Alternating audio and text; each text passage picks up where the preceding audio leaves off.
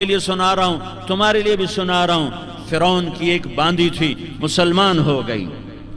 عورت تو کمزور ہوتی ہے، پھر وہ باندی ہو تو اور کمزور ہوتی ہے، اور کلمہ چھپتا نہیں ہے۔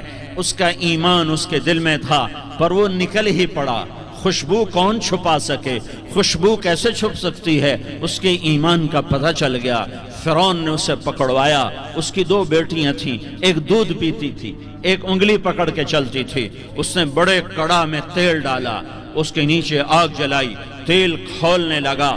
اس نے دربار سجایا اور اس کے اپنی باندی کو بلایا، اس کی دو بیٹیوں کو بلایا۔ یہ مائیں سن رہی ہیں کہ ماں اولاد کے لیے کیا کچھ کر گزرتی ہے، کیا کچھ کر گزرتی ہے۔ مامتا سے تاریخ بھری پڑی ہے، اور اللہ نے بھی جو اپنی محبت کو تشبیہ دی ہے کہ میں اپنے بندوں سے محبت کرتا ہوں، تو باپ کی محبت سے تشبیہ نہیں دی۔ اللہ نے کہا میں ماں سے 70 گنا زیادہ پیار کرتا ہوں۔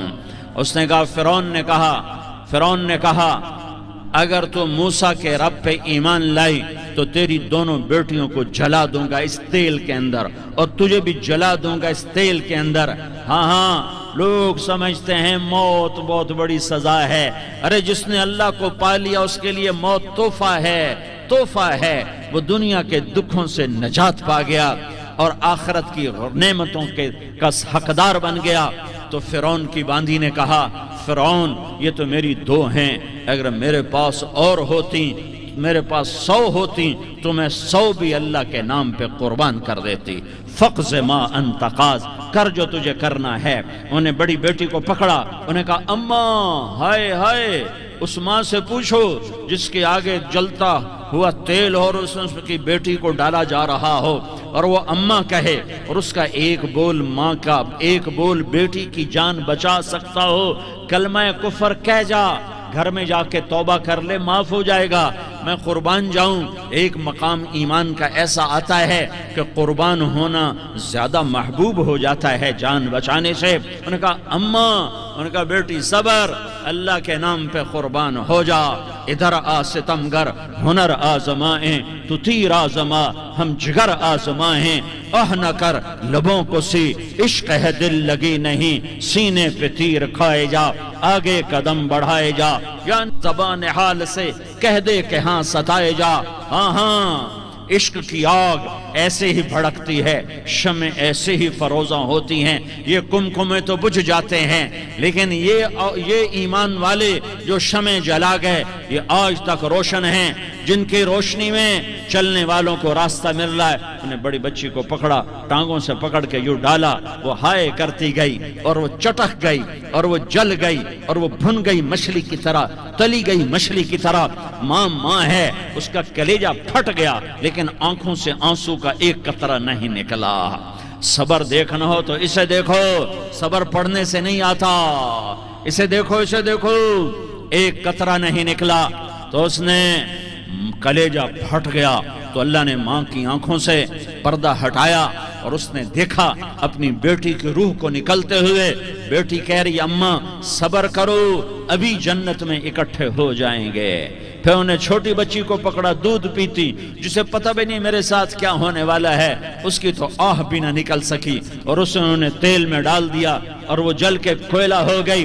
ماں کی آنکھوں سے پردہ ہٹایا، اللہ نے ماں نے بچی کی روح کو نکلتے دیکھا کہ اماں صبر ابھی اکٹھے ہو جائیں گے۔ پھر جب اس کو پکڑنے لگے تو اس نے کہا فرعون میری ایک خواہش پوری کرو گے؟ کیا؟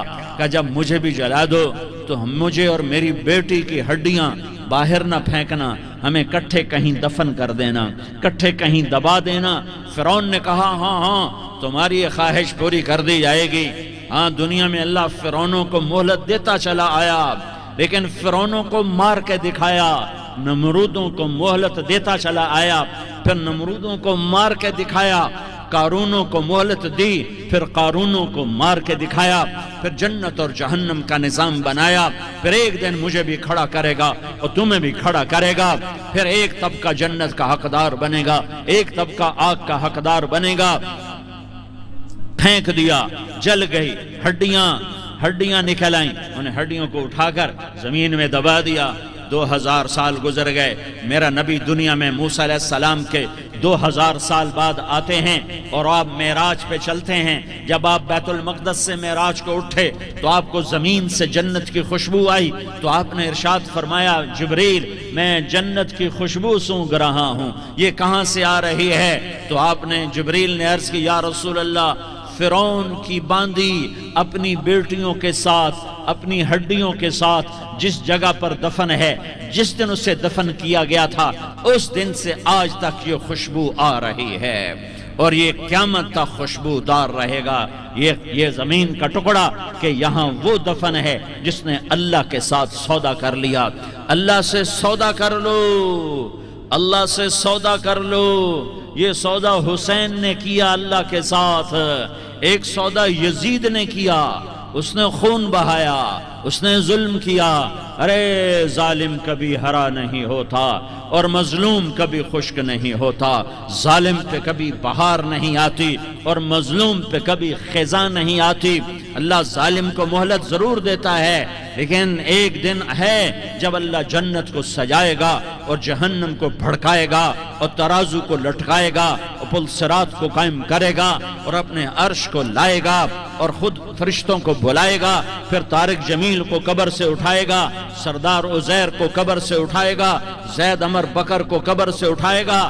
پھر مجھ سے سوال کرے گا میں نے تمہیں دنیا میں عزت دی, مال دیا, بتا آج میرے لیے کیا کر کے لایا ہے؟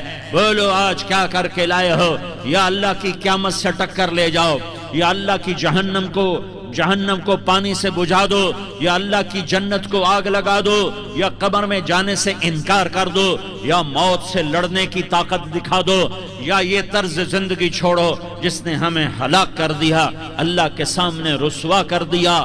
موت ہے, جنت ہے, جہنم ہے, آخرت ہے, اللہ ہے, رسالت ہے, محمد مصطفیٰ کی ہستی ہے جو تمہارے لیے پس گیا, لٹ گیا, دان توڑوائے, خون ہوا.